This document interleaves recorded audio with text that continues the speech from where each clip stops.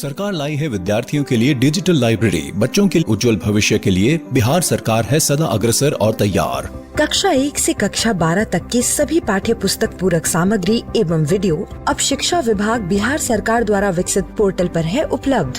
अध्ययन सामग्री देखने के लिए BEPCLots.bihar.gov.in पर विजिट करें अथवा एंड्रॉइड मोबाइल पर गूगल प्ले स्टोर से E-Lots ऐप डाउनलोड करें। शिक्षकों, अभिभावकों एवं बच्चों से अनुरोध है कि इस ई-लाइब्रेरी का अधिक से अधिक लाभ उठाएं और अपनी पढ़ाई जारी रखें। हेलो बच्चों, कैसे हैं आप? जैसा कि आपको पता है, अभी हमारे स्कूल बंद हैं और हम लोग अपनी पढ़ाई मेरा दूरदर्शन मेरा विद्यालय के माध्यम से कर रहे हैं। इस कार्यक्रम में हम लोगों के लिए रोजाना शाम 4 बजे से 5 बजे क्लास 3 से 5 की पढ़ाई होती है, जहां हम मजेदार ढंग से अपनी पढ़ाई करते हैं और नई नई बातें सीखते हैं। साथ ही जरूरी बातों को अपनी कॉपी में नोट भी करते हैं और यह सब होता है अपने मम्मी, पापा और घर के अन्य बड़ों के साथ बैठकर। तो तैयार है ना आज भी अपनी कॉपी और कलम के साथ? अब चलिए देखते हैं आज हम लोग क्या क्या सीखने वाले हैं। आज सबसे पहले हिंदी की कक्षा में खुलेगा कहानियों का खजाना और हम लोग देखेंगे एक कहानी जिसका नाम है खुजली खुजली। उसके बाद हम लोग आज फिर फुटबॉल खेल से जुड़ी कुछ और रोचक बातों को जानेंगे, फिर समझेंगे कुछ मुहावरों को। उसके बाद शामिल होंगे गणित की क्लास में और सीखेंगे समय देखना। फिर हल करेंगे अंक पहेली और सीखेंगे कुछ आसान भाग को हल करना। उसके बाद पढ़ाई करेंगे इंग्लिश की और सुनेंगे एक स्टोरी जिसका नाम है माई फ्रेंड्स। और सबसे अंत में चलेंगे पटना का संजय गांधी जैविक उद्यान और देखेंगे जू शो। तो चलिए शुरू करते हैं आज की क्लास, थोड़ी सी मस्ती थोड़ी पढ़ाई के साथ।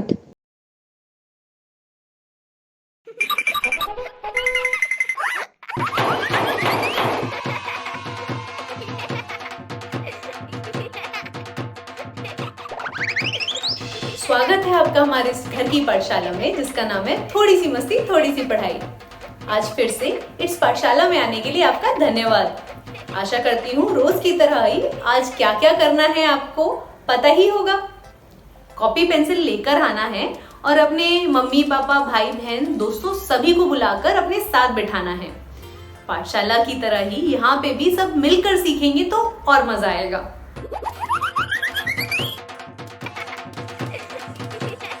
अब क्योंकि आपको पता ही आज हम क्या क्या सीखेंगे तो आप ही बता दीजिए। बिल्कुल सही, आज हम हिंदी और गणित सीखेंगे। और हम हिंदी में सबसे पहले क्या शुरू करेंगे? बिल्कुल सही जवाब, हिंदी में हम सबसे पहले एक कहानी सुनेंगे जिसके बाद उसी के आधारित हम कुछ खेल भी खेलेंगे।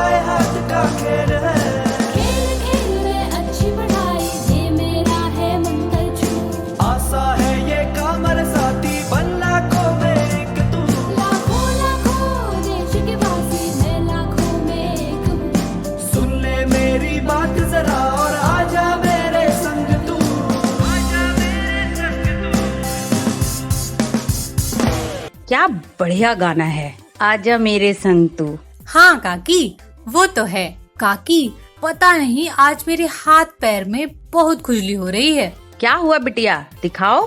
कहाँ खेल रही थी? कोई कीड़ा तो नहीं तुम्हारे शरीर पर चल रहा था? नहीं काकी, मैं तो घर में ही खेल रही थी। अरे अरे, क्या हुआ हमारी बिटिया को?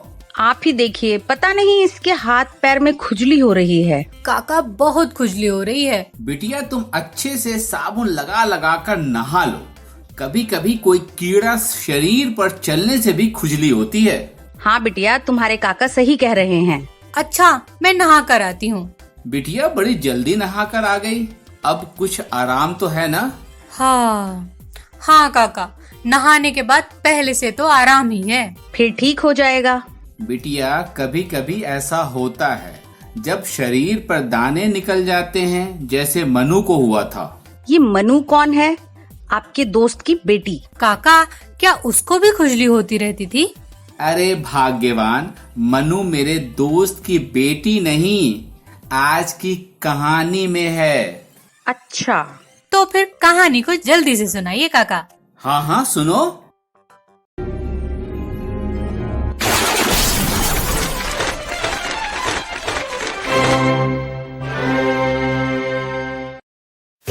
खुजली खुजली, लेखन दावा लामू योल्मो, चित्रांकन समीधा गुंजल, अनुवाद दीपा त्रिपाठी, प्रकाशन प्रथम बुक्स। स्कूल से घर लौटने के बाद मनु रोज कड़क को खेलती है। एक टांग पर कूद कूद कर वह एक एक घर पार करती है। 1, 2 और 3, 4, 5 और 6, 7, 8, 9 और 10। लेकिन आज बार बार उसके पेट पर खुजली हो रही है। वह थोड़ा कूदती है, फिर खुजली करती है। 1, 2 और 3, खुजली। 4, 5 और 6, खुजली खुजली। 7, 8, 9 और 10, खुजली खुजली खुजली। मनु पाती है कि उसके पेट पर छोटे छोटे दाने निकल आए हैं। 1, 2 और 3 उसके पेट पर। 4, 5 और 6 उसकी बाहों पर। 7, 8, 9 और 10 उसकी पीठ पर। सब जगह दाने ही दाने, खुजली वाले। तुम्हें छोटी चेचक निकली है, अम्मा ने कहा। तुम स्कूल नहीं जा सकती। मनु बिस्तर पर लेट जाती है और करती है खुजली खुजली खुजली, खुजली खुजली खुजली। खुजली मत करो, अम्मा ने टोका। लेकिन मनु की खुजली और बढ़ गई। जब अम्मा और बाबा न देख रहे हो, तब मनु मचाए खुजली। दलियां खाने के बाद खुजली खुजली। खुजाओ मत, चिल्लाएं अम्मा और बाबा। लेकिन जब वह बिस्तर पर लेटती है, फिर शुरू कर देती है वह खुजली। खुजली खुजली खुजली खुजली खुजली। मनु बार बार कोशिश करती है कि न करे खुजली खुजली। वह सांप सीढ़ी खेलने लगती है। वह कहानियों में खो जाती है और उसके ध्यान नहीं रहती खुजली खुजली खुजली। धीरे धीरे दाने गायब होने लगते हैं। मनु गिनती है 10, 9 और 8, 7, 6 और 5, 4, 3, 2 और 1। फिर एक दिन मनु अपना कुर्ता उठाती है। वो देखती है कि उसकी खुजली गायब। अब मनु फिर से कड़क को खेल सकती है। कूद कूद कर गिनती है वह 1, 2 और 3, 4, 5 और 6, 7, 8, 9 और 10।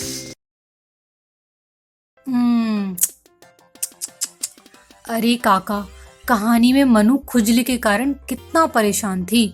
हाँ बिटिया, उसे चेचक जो थे। लेकिन काकी, मुझे यह बात समझ नहीं आई कि जब सारी बीमारियां होती हैं तो डॉक्टर के पास जाना पड़ता है, लेकिन चेचक में क्यों नहीं जाना पड़ता? क्योंकि बिट्टू बचपन में ही चेचक के टीके बच्चों को लग जाते हैं, जिससे उनके शरीर में चेचक से लड़ने के लिए क्षमता बढ़ जाती है। और जब चेचक होती है, तब यही क्षमता काम आती है। अच्छा, इसका मतलब मुझे भी टीका लगा था। हाँ बिट्टू। और यदि मुझे कभी चेचक हुआ तो मेरे शरीर में पहले से ही उसे सही करने की क्षमता होगी। बिल्कुल सही बिट्टू। आज तो बहुत बढ़िया सीखा मैंने। हाँ, सीख तो लिया, लेकिन अब हो गया है समय एक खेल का। काका, आज क्या आप हमें फुटबॉल के बारे में कुछ बताने वाले हैं? हाँ बिट्टू, बिल्कुल। चलो आज हम जानते हैं फुटबॉल के बारे में कुछ और नई जानकारियाँ। हाँ काका, बताइए।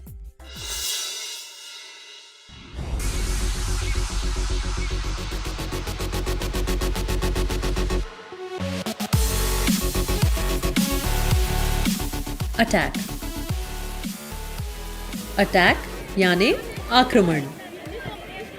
सूझबूझ और स्किल के साथ साथ टीम वर्क में किए गए लगातार आक्रमण से ही जीतने के चांस बढ़ते हैं। तो चलो इस वीडियो में आक्रमण के बारे में जानते हैं। सबसे पहले पेनिट्रेशन। पेनिट्रेशन टेक्निक में बॉल अपने साथी खिलाड़ियों को पास करते हुए विपक्षी दल के डिफेंस यानी बचाव को भेदते हुए गोल की तरफ बढ़ना है। इसमें टीम का आपसी तालमेल बेहद महत्वपूर्ण है।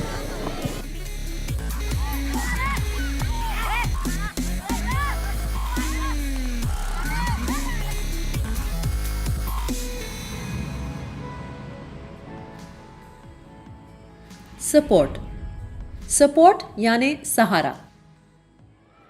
सपोर्ट टेक्निक में सारे खिलाड़ी साथ में एक दूसरे को सहारा देते हुए विपक्षी दल के गोल की तरफ बढ़ते हैं। ऐसा करते समय ये जरूरी है कि जिस खिलाड़ी के पास बॉल हो उसके आसपास उसे सहारा देने के लिए साथी खिलाड़ी हों, ताकि आपस में बॉल पास करना आसान हो।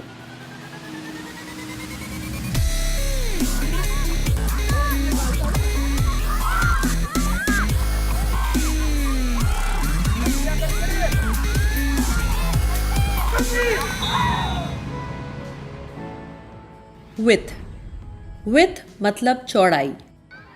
इस टेक्निक में मैदान की पूरी चौड़ाई का फायदा लेते हुए विपक्षी दल के गोल की तरफ बढ़ा जाता है।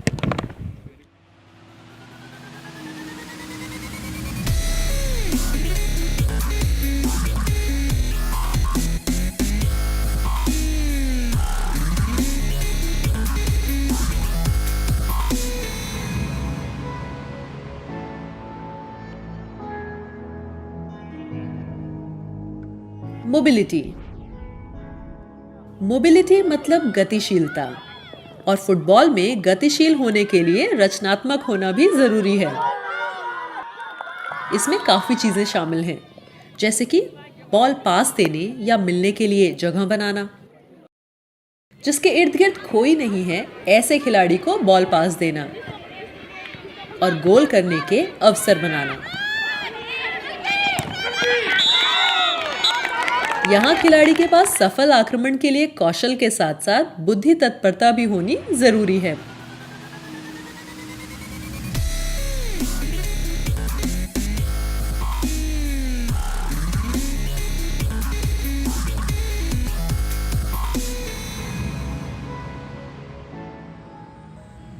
इम्प्रोवाइजेशन का मतलब है अपने अनुसार चीजों में बदल करना। यहाँ इम्प्रोवाइजेशन टेक्निक में अचानक से बॉल पास मिलने या देने के लिए अपनी जगह तथा गति बदलना, गोल होने की दिशा में अवसर बनाना और विरोधी टीम को अचरज में डालते हुए गोल करना होता है।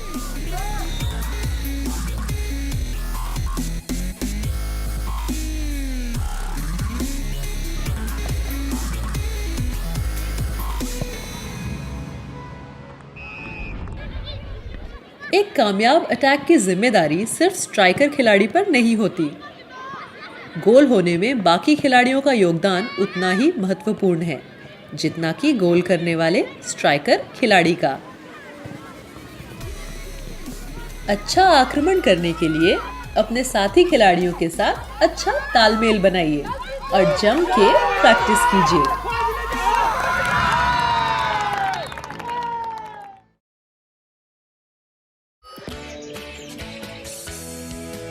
क्या बात है काका, इसे देखकर लग रहा है मैदान में जाया जाए और जमकर फुटबॉल खेला जाए। तो बिट्टू, मना किसने किया है? जाओ खेलो।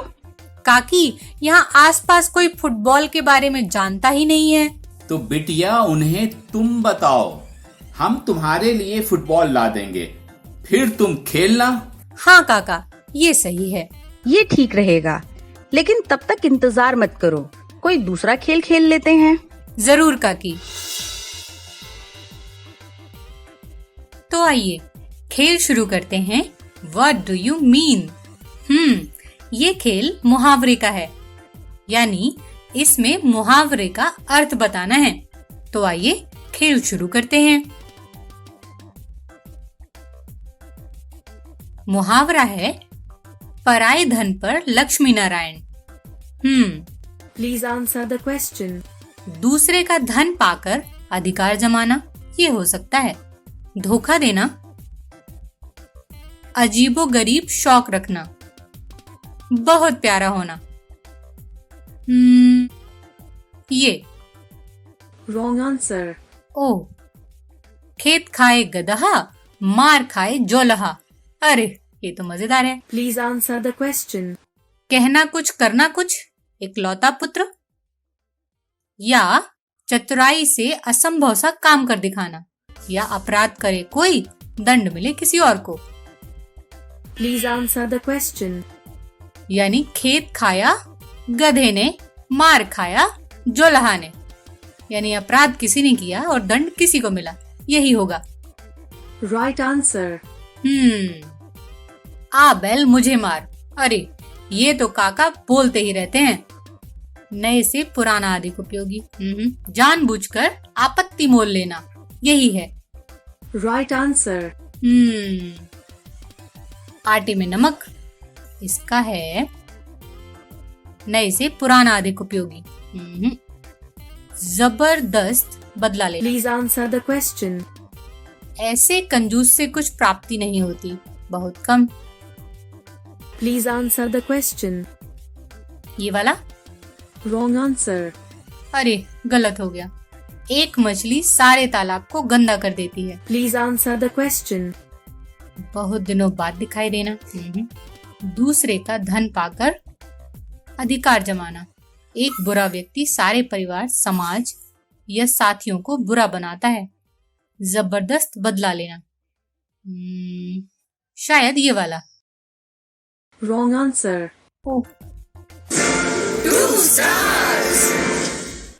Only 2 star. अरे फिर से खेलना पड़ेगा। ईंट का जवाब पत्थर से देना। Please answer the question. बुरी तरह पराजित करना। मुफ्त मिली हुई वस्तु की गुणों को नहीं देखना। जबरदस्त बदला लेना, वादा करके मुकर जाना। Please answer the question. क्या होगा क्या होगा क्या होगा? ये वाला या ये वाला? ये वाला। Wrong answer. ओ, जिए न माने पित्र और मुए करे श्राद्ध। यानी जब वो जीवित थे तब कुछ किया नहीं, मरने के बाद बहुत कुछ कर रहे हैं। कुपात्र पुत्रों के लिए कहते हैं, जो कि वे अपने पिता के जीवित रहने पर। Please answer the question. पिता के जीवित रहने पर तो उनकी सेवा नहीं करते, पर मर जाने पर श्राद्ध करते हैं, यही है। Right answer. अंधे की लकड़ी। लकड़ी का मतलब सहारे से है। Please answer the question.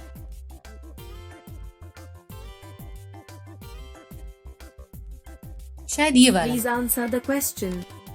Wrong answer. ओ, अपने पैरों पर खड़ा होना, कुछ कहना कुछ करना कुछ। Please answer the question. ऊंचा आदमी अपने महत्व का अधिक प्रदर्शन करता है। जानबूझकर आपत्ति मोल लेना। Please answer the question. अपने पैरों पर खड़ा होना, इसका मतलब है खुद के पैरों पर खड़ा होना, यानी खुद आत्मनिर्भर होना। आखिरी वाला। Right answer. उड़ती चिड़िया पहचानना। Please answer the question. रहस्य की बात दूर से ही जान लेना।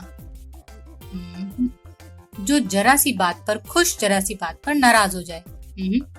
धोखा देना, जैसे कर्म वैसे फल।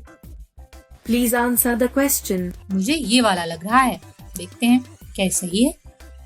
Right answer. अरे मुझे 3 स्टार मिले। कोई बात नहीं, फिर कभी अच्छे से खेलूंगी। काका और काकी से मुहावरों के साथ अभ्यास करना होगा, तभी ये खेल बनेगा। क्यों बिट्टू और बिट्टू के काका, मजा आया खेल खेलने में? हाँ बिट्टू की काकी, मजा तो आया, लेकिन बहुत ही सोचने वाला खेल था। अब तो आपको पता चल ही गया होगा कि मेरे पास भी खेलों का पिटारा है। हाँ, ये तो मुझे पता ही था। अच्छा, बताया नहीं कभी आपने कि आपको पता है? अरे वो तो ऐसे ही। तो बच्चों, आपके आसपास भी बहुत से मुहावरे बोले जाते होंगे। जरा आप उन्हें इकट्ठा कीजिए और अपनी कॉपी में लिखिए और उनका अर्थ भी पता कीजिए।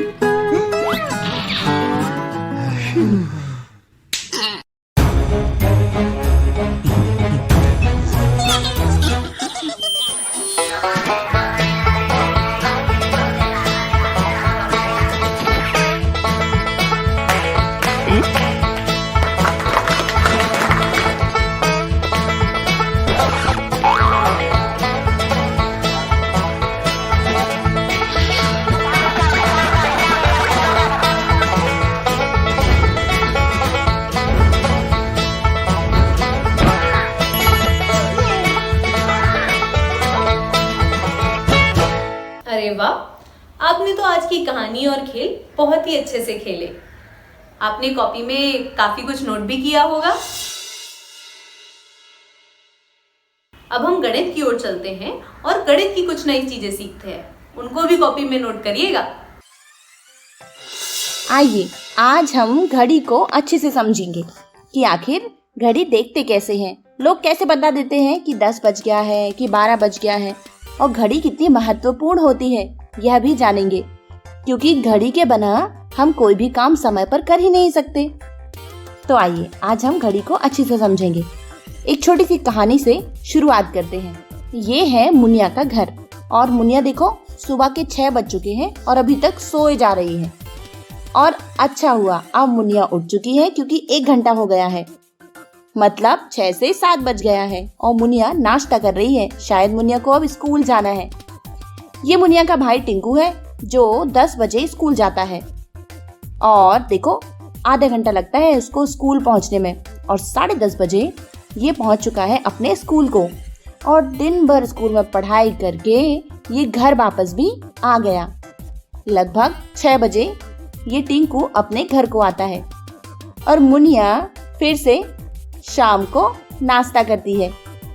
नहीं, शाम को मुनिया खाना खाती है। और ये देखो टिंकू के पापा हैं जो बोस से बोल रहे हैं कि चलो 8 बज गए हैं, अब सो जाते हैं। तो अब आप बताइए कि सुबह करने वाले इनमें से कौन कौन से काम हैं? जरा ध्यान से देखिए। सबसे पहले यहाँ देखिए, यहाँ पे मुनिया सो रही थी, तो ये मुनिया ज्यादा लेट तक सो गई थी। सुबह के 6 बज चुके थे और मुनिया अभी भी सो रही थी। यहाँ देखिए, दोनों पढ़ाई कर रहे हैं और ये घड़ी पे बज रहा है 1। तो ये रात के 1 बजे तो पढ़ नहीं सकते, क्योंकि ये स्कूल में है, इसलिए ये दोपहर होगा, सुबह नहीं होगी। अब यहाँ देखिए, टिंकू के पापा उसको सुला रहे थे। कितने बजे बच्चों? जी हाँ, रात को, क्योंकि देखो चांद भी है और चांद तो दिन में निकलता ही नहीं, तो ये रात का काम हुआ। और ये मुनिया नाश्ता कर रही है, तो बिल्कुल सुबह सुबह नाश्ता किया जाता है। अब देखें दोपहर में कौन कौन से काम होते हैं। ये सोने का काम तो दोपहर में नहीं हो सकता मुनिया का, उसे इतने बजे तक उठ जाना चाहिए था। यहाँ देखिए टिंकू और मुनिया पढ़ रहे हैं, तो ये स्कूल में है और जरूर ये दोपहर का समय होगा। यहाँ पर देखिए ये तो सो रहा है और ये सोने का काम दोपहर का नहीं है, ये रात का काम है और ये 8 भी बज चुके हैं। यहाँ पर फिर से मुनिया कुछ खा रही है। हाँ भाई, दोपहर को भूख लग सकती है और खाना खाया जा सकता है। अब यहाँ देखें, यहाँ पर चीनू अपना बैग रख के बैठा हुआ है खिड़की के पास। तो ये समय हुआ है घड़ी में 10:10, मतलब वो स्कूल जाने को है। तो आइए देखते हैं कि इसे हम कैसे बताते हैं कि घड़ी में 10:10 हुआ है। चलो देखते हैं घड़ी को पढ़ते कैसे हैं। ये देखिए, ये जो कांटा आपको दिख रहा है इसे हम घंटे की सुई कहते हैं। और कितने घंटे? 10 बजे हैं, तो ये 10 घंटे मतलब 10 बजे हैं। फिर ये थोड़ा आगे बढ़ता है और 11 पे पहुंचता है तो 11 बज जाते हैं। इसी तरह 12 और बच्चों अब कितने बजे हैं? 3 बजे हुए हैं।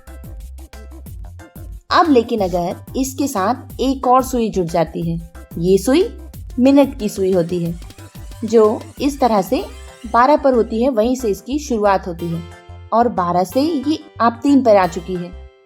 इसका मतलब मिनट की सुई इस तरह 1 से 2 पर और इसी तरह आगे बढ़ती है धीरे धीरे। और ये तीसरी सुई किसकी है? ये है सेकंड की सुई। सेकंड की सुई कुछ इस तरह से घूमती है। देखिए, ये कभी ये यहाँ है तो जल्दी जल्दी सेकंड की सुई काफी जल्दी चलती है। तो अब देखते हैं, ध्यान से देखिए, तो ये मिनट का जो कांटा है या मिनट की सुई है ये है 12 पर, मतलब करेक्ट 12, अभी कोई भी मिनट नहीं हुआ। और घंटे की सुई है 10 पर, तो इस तरह कितने बजे हैं बच्चों? 10 बजे हैं। और अब ये घंटे की सुई 11 पर है तो बज चुके हैं 11। और अब ये दोनों सुई 12 पे है, मतलब 12 बज चुके हैं।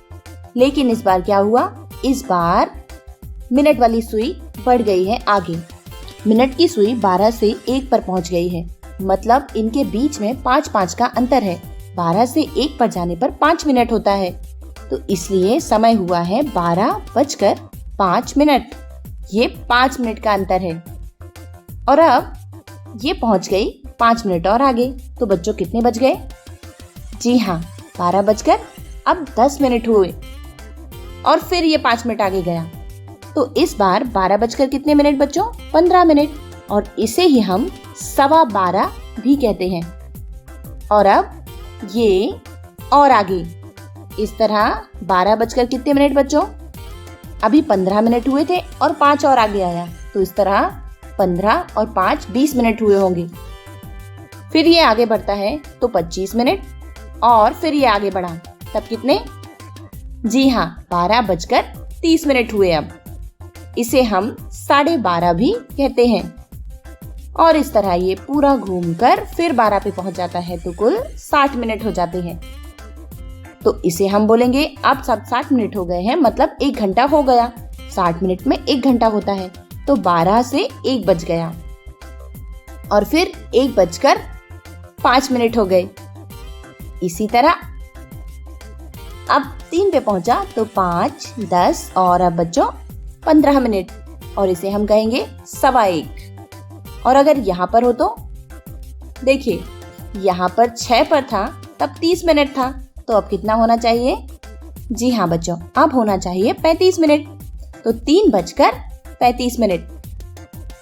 तो बच्चों बताओ, 3:45 अगर हमें दिखाना हो तो घड़ी में हम कैसे दिखाएंगे? सोचिए जरा। देखिए, ये घूमकर छोटा कांटा या छोटी सुई आ चुकी है 3 पर और बड़ी वाली सुई 12 पर है, मतलब बच गए हैं 3। और अब ये घूम कर आ चुकी है 6 पर, इसका मतलब 3:30, क्योंकि 3:30 हुए हैं। और फिर ये 15 मिनट और आगे बढ़ेगी, तो 30 और 10 40 और 5 45, हो गए 45 मिनट। अच्छा बताओ, 4 बजकर कितने मिनट हुए हैं अभी घड़ी में? ध्यान से देखो, जी हाँ, पूरे 60 मिनट से 5 मिनट कम है, इसका मतलब 55 मिनट हुए हैं।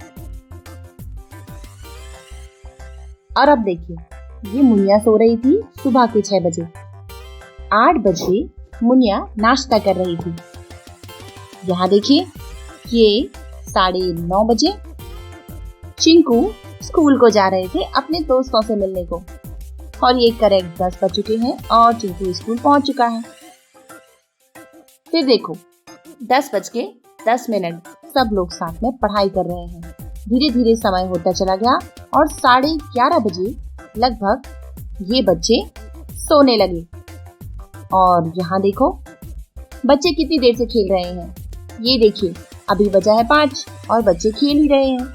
और अब 6 बज गया, बच्चे अभी भी खेल रहे हैं। इसका मतलब 5 से लेकर 6 तक कितने घंटे बच्चों? 1 घंटे बच्चों ने खेल लिया। इस तरह ये घड़ी का सेशन आपको बहुत अच्छा लगा होगा। घड़ी के बारे में जानना अच्छा लगा ना? आप भी देखिए आप किस समय क्या काम करते हैं। हम फिर मिलेंगे बच्चों, बाय बाय।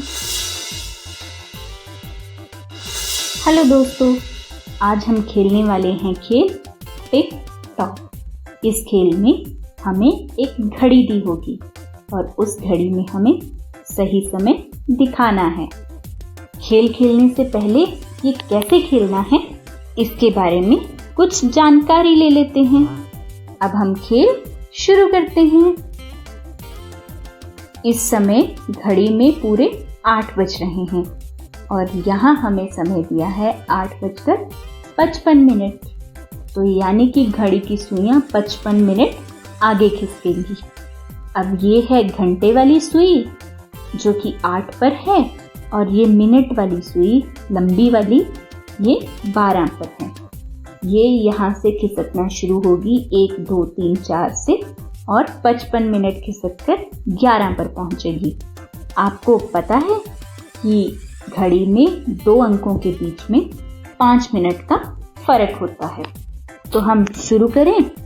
ध्यान रहे, हमें ये लंबी वाली मिनट की सुई को 11 अंक के बीचों बीच रोकना है। शुरू करते हैं।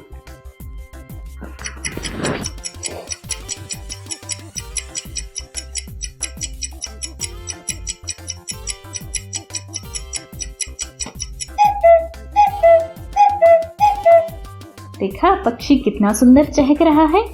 अगला समय है 11:20 और इस समय घड़ी में पूरे 11 बज रहे हैं, यानी कि घड़ी की मिनट वाली सुई 20 मिनट खिसकेगी। 20 मिनट खिसकने के बाद ये पहुंचेगी 4 पर। तो हमें घड़ी की सुई को 4 अंक के बीचों बीच रोकना है।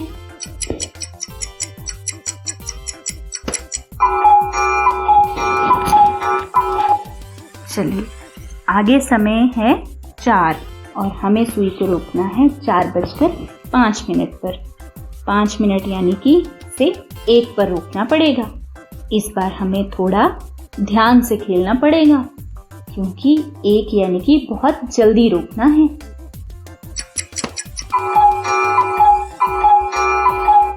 हम सही समय दिखाने में कामयाब हुए। घड़ी में बज रहे हैं पूरे 2 और सुइयों को रोकना है 2:20 पर। तो 20 मिनट यानी कि बिल्कुल सही, मिनट वाली सुई रुकेगी 4 पर आकर।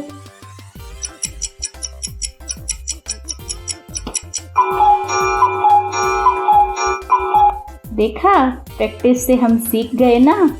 घड़ी की सुई 4 के बिल्कुल बीचों बीच आकर रुकी। तो दोस्तों, ये खेल आपको कैसा लगा? आप समय देखना सीख पाए? हाँ, अगर नहीं तो आप घर पर भी इस खेल की प्रैक्टिस कर सकते हैं। आप अपने मम्मी पापा की मदद लीजिए और घड़ी से समय देखना सीखिए। हेलो दोस्तों, तो फिर आज हम फिर से एक अंक पहेली करने वाले हैं हल। चलते हैं पहली अंक पहेली पर। पहली अंक पहेली में ये क्या करना है हमें? जी हाँ, हमें करना है भाग। तो सबसे पहले हम देखते हैं ये सबसे ऊपर वाली पंक्ति में यहाँ पे 18 का भाग किसमें करें कि 6 प्राप्त हो। इसके लिए हमें देखना होगा कि 6 के पहाड़े में 18 कितनी बार में आ जाता है। तो 6 के पहाड़े में 18 3 बार में आता है, इसलिए खाली बॉक्स पे 3 लिखेंगे। और अब ये पहले कॉलम में, ये सबसे बाएं कॉलम में देखिए 18 का भाग 2 में देना है। तो देखिए 2 के पहाड़े में 18 आता है 9 बार में, इसलिए खाली बॉक्स पे 9। और अब इस बीच वाली पंक्ति में 3 के पहाड़े में 9 कितनी बार में? जी हाँ, 3 बार में, इसलिए इस खाली बॉक्स पे 3। और अब ये बीच वाले कॉलम में 6 का भाग 3 में, तो 3 का पहाड़ा पढ़िए, 3 एकम 3, 3 दूनी 6, तो खाली बॉक्स पे 2। और अब इस अंतिम कॉलम में 25 का ऐसा भाग दो कि 5 प्राप्त हो जाए, तो बस 5 का पहाड़ा पढ़ दो। कितने बार पढ़ना पड़ा? 5 बार, तो इस खाली बॉक्स पे 5 आएगा। और अब यहाँ देखिए, यहाँ पहाड़ा नहीं पढ़ना, यहाँ बताना है कि क्या लिखें कि 2 से भाग करने पर 5 प्राप्त हो। तो हमने सीखा है 5 का गुना 2 में करना। 5 का गुना 2 में करने पर 10 प्राप्त होगा। इस तरह हमारी पूरी अंक पहेली हो चुकी है हल। बढ़ते हैं अगली अंक पहेली की ओर। इसमें भी हमें करना है भाग, लेकिन इस बार थोड़ी बड़ी संख्या है, चलेगी?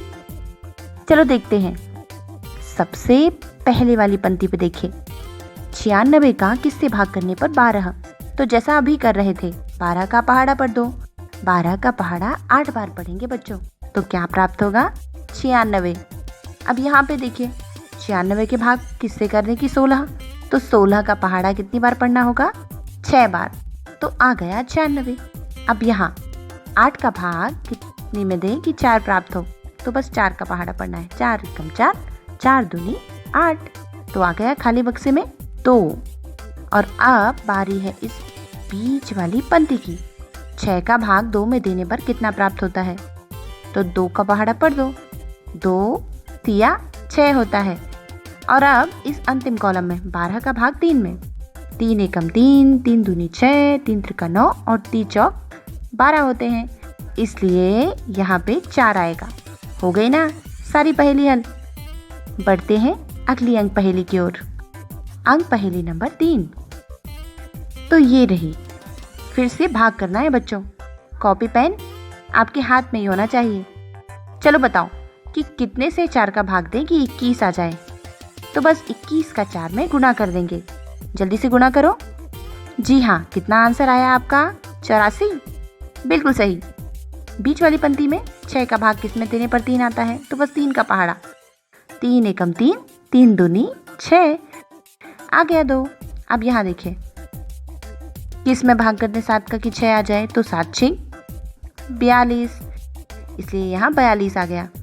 अब यहाँ पे 84 का भाग 6 से देना है, तो बस 6 एकम 6 और 2 बचेंगे, तो 6 चौक 24 हो जाएगा, इसका मतलब 14। और ये अंतिम कॉलम देखिए बच्चों, 18 का भाग किस में करने पर 6 प्राप्त होगा? तो बस 6 एकम 6, 6 दूनी 12 और 6 तिया 18, तो 3। इस तरह पूरी अंक पहेली हल हो चुकी है। बढ़ते हैं चौथी अंक पहेली की ओर। सबसे पहले इस पहली पंक्ति में देखिए, 80 का भाग किस में देने पर 20, तो बस 20 का पहाड़ा पढ़ना है। कितनी बार? इतनी बार कि 80 आ जाए, तो 20 चौक 80 होते हैं, इसका मतलब इस खाली बक्से में 4 आएगा। और अब इस फर्स्ट कॉलम में देखिए, पहला कॉलम कह रहा है कि 80 का भाग किस में देने पर 8, तो बस 8 का पहाड़ा पढ़ दीजिए। देखिए ये तो सिंपल सा है, 8 का गुना 10 में करने पर 80 आता है, इसलिए यहाँ 10 ही आएगा। अब यहाँ देखिए, इस बीच वाले कॉलम में 4 का भाग किस में देने पर 2 आता है, तो बस 2 एकम 2, 2 दूनी 4, इसका मतलब यहाँ 2 ही आएगा। अब इस बीच वाली पंक्ति में देखिए बच्चों, 10 का भाग 2 में देना है, तो बस 2 का पहाड़ा पढ़ दीजिए कि 10 आ जाए। कितने बार पढ़ना पड़ा?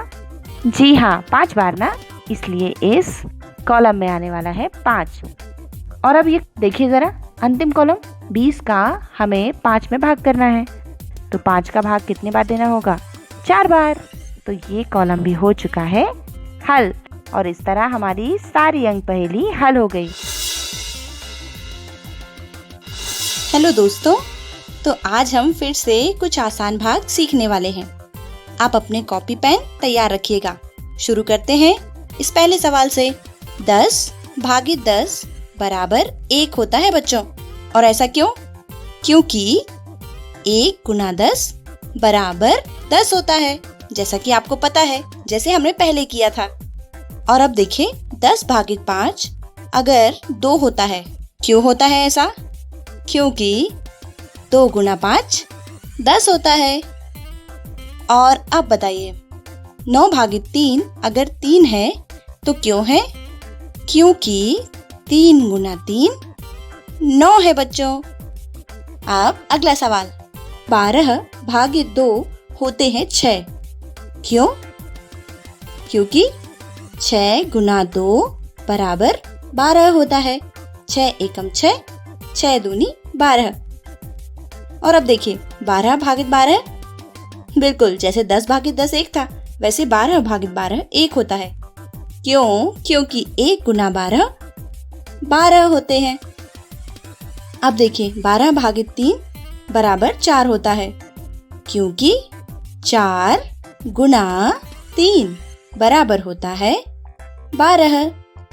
वेरी गुड बच्चों, मुझे लग रहा है कि आप सब कुछ समझ रहे हैं। अब देखिए 15 भागित 3 अगर 5 होता है तो ऐसा क्यों होता है? क्योंकि 5 गुना 3 होता है 15। इसी तरह 15 भागित 5 बराबर 3 होता है। ऐसा क्यों बच्चों? बिल्कुल सही, क्योंकि 3 गुना 5 15 होते हैं। और अब 15 भागित 15 करें तो आता है 1, क्योंकि 1 गुना 15 बराबर 15 होते हैं। कैसा लगा आज की सवाल? तो आप इसी तरह सवाल करते रहिएगा बच्चों।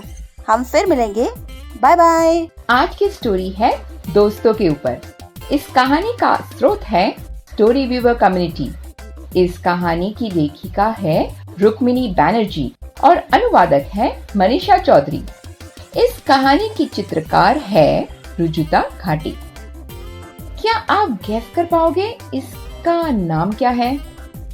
सही जवाब, इस कहानी का नाम है माय फ्रेंड्स, मेरे दोस्त। मेरे प्यारे दोस्त, मुझे यह कहानी सुनने की बहुत उत्सुकता है। चलो तो फिर बिना वक्त गवाए देखते हैं और सुनते हैं my friends. I have many friends. Some of my friends are older and some of them are younger than me. Some of my friends are old, and some of them are tiny. Some of my friends have tails. Some of my friends have no feet. Some of my friends fly. Some of them swim. Oh, books are my friends too. But who is my best friend? Who? My mother. यह कहानी तो मेरे दोस्तों की तरह ही बहुत प्यारी है, इसीलिए मैं इसे दोबारा सुनूंगी। I have many friends. Some of my friends are older and some of them are younger than me. Some of my friends are old, and some of them are tiny. Some of my friends have tails. Some of my friends have no feet. Some of my friends fly. Some of them swim. Oh, books are my friends too. But who is my best friend? Who? My mother. अरे, इस कहानी में तो मेरे जैसे सारे दोस्तों के बारे में बताया गया है, छोटे बड़े, पर जो मनुष्य नहीं बल्कि पक्षी या प्राणी हैं। लेकिन कुछ भी कहो, हमारी सबसे अच्छी दोस्ती हमेशा अपनी माँ से होती है ना? चलो तो फिर इस कहानी को अपनी माँ को सुनाएं। तो बच्चों, जैसा कि मैंने पहले ही बताया था कि आज हम लोग शुरू करेंगे जू शो। तो चलिए शुरू करते हैं।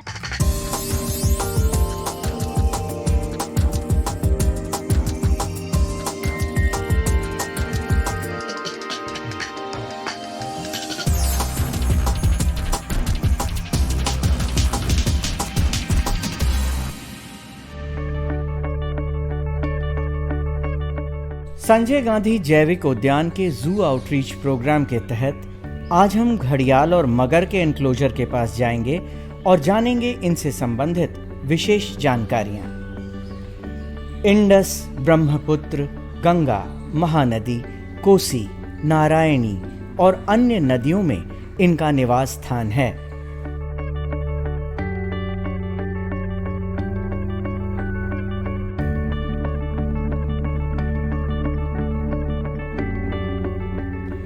घड़ियाल पानी और नदी किनारे रहना पसंद करते हैं और नदी के किनारे बालू में अंडा देते हैं। घड़ियाल की लंबाई 5 मीटर से 7 मीटर तक हो सकती है और ये 100 साल तक जीवित रह सकते हैं। नर घड़ियाल 15 साल में और मादा 12 साल में पूर्ण रूप से विकसित होती हैं। वयस्क घड़ियाल ज्यादातर मछली के शौकीन होते हैं।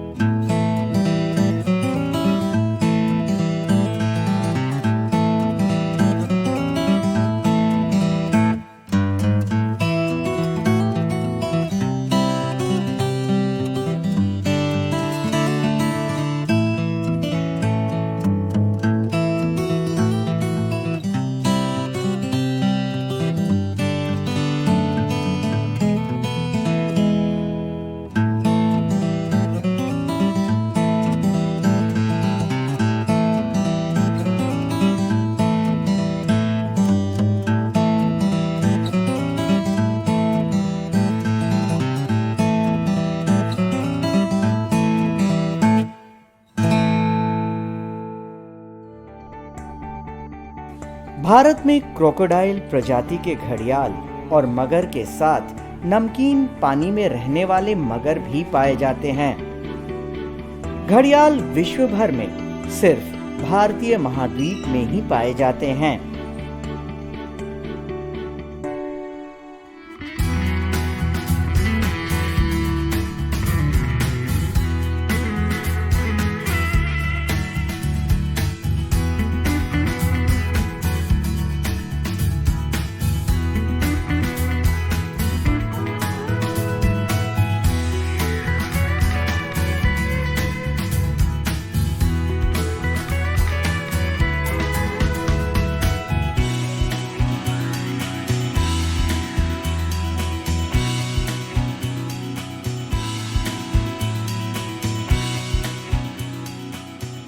जैसा कि हम जानते हैं कि घड़ियाल का नाम घड़ा शब्द से उत्पत्ति हुई है, क्योंकि जो घड़ियाल में जो मेल घड़ियाल होते हैं उनके स्नाउट पर एक घड़े की आकृति का स्ट्रक्चर पाया जाता है, जिसके कारण इसका नाम घड़ियाल रखा गया है। जब हम इनके कंजर्वेशन स्टेटस की बात करते हैं तो ये क्रिटिकली इंडेंजर्ड हैं और एक एस्टिमेशन के हिसाब से इनका वाइल्ड में पॉपुलेशन 250 से अधिक पूरे इंडिया में नहीं रह गया है। पटना जू और खासकर बिहार हम लोग इसलिए ब्लेस्ड हैं कि यहाँ पे घड़ियाल जो है नेचुरली गंडक रिवर में पाया जाता है। इसके अतिरिक्त सोन में भी इनकी रिपोर्टिंग हुई है। घड़ियाल का पटना जू में काफ़ी हेल्दी पॉपुलेशन है और लगभग अभी 60 की संख्या में ये घड़ियाल हैं हमारे यहाँ, और ये काफ़ी अच्छा ब्रीड भी करते हैं और इनको 2 से 3 साल तक यहाँ रखने के बाद हम इन्हें वाइल्ड में रिलीज करते हैं। 2014 में पटना जू के द्वारा और WTI के सहयोग से सैटेलाइट कॉलर 28 की संख्या में जुवेनाइल घड़ियाल को गंडक रिवर में छोड़ा गया था, ताकि उनके नेचुरल अधिवास में फिर से यह स्थापित हो सके।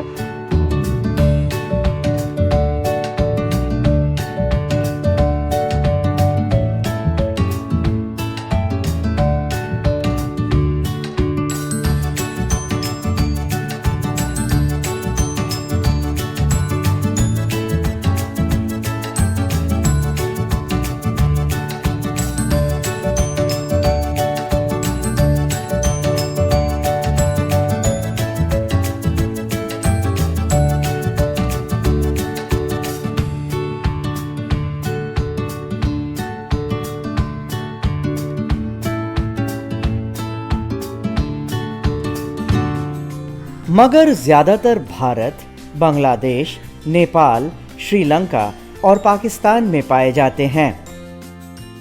मगर पोखरा, नदी या अन्य पानी के बड़े स्रोतों में भी पाए जाते हैं। पूर्ण विकसित मगर 4 से 5 मीटर तक लंबा हो सकता है और इसका वजन 100 से 200 किलोग्राम तक होता है।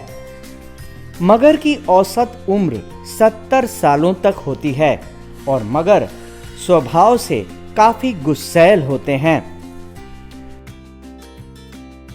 इस इनक्लोजर में 2 मगर हैं, एक मेल और एक फीमेल है। जब इनके कंजर्वेशन स्टेटस की हम बात करते हैं तो इनका जो कंजर्वेशन स्टेटस है वो वल्नरेबल कैटेगरी में है और इनका जो मुख्य आहार है वो जो स्मॉल मैमल्स है जैसे बंदर हो गया या अटर है, इसके अतिरिक्त जो बकरी या डॉग्स वगैरह फेरल डॉग हैं जो नदी के किनारे पाए जाते हैं, पक्षी हैं, इनका ये मुख्यतः शिकार करते हैं। इसके अतिरिक्त ये सांप या कछुआ इत्यादि को भी खाना पसंद करते हैं।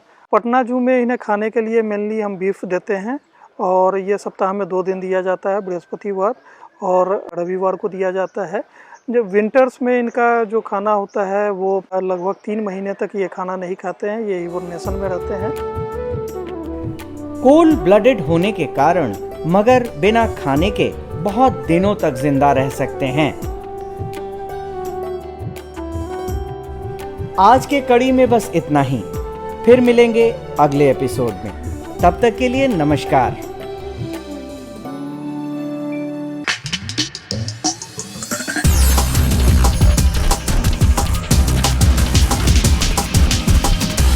तो आशा करती हूँ बच्चों आज के एपिसोड में आपने जरूर कुछ नया सीखा होगा। मिलते हैं अगले एपिसोड में। बाय बाय बच्चों।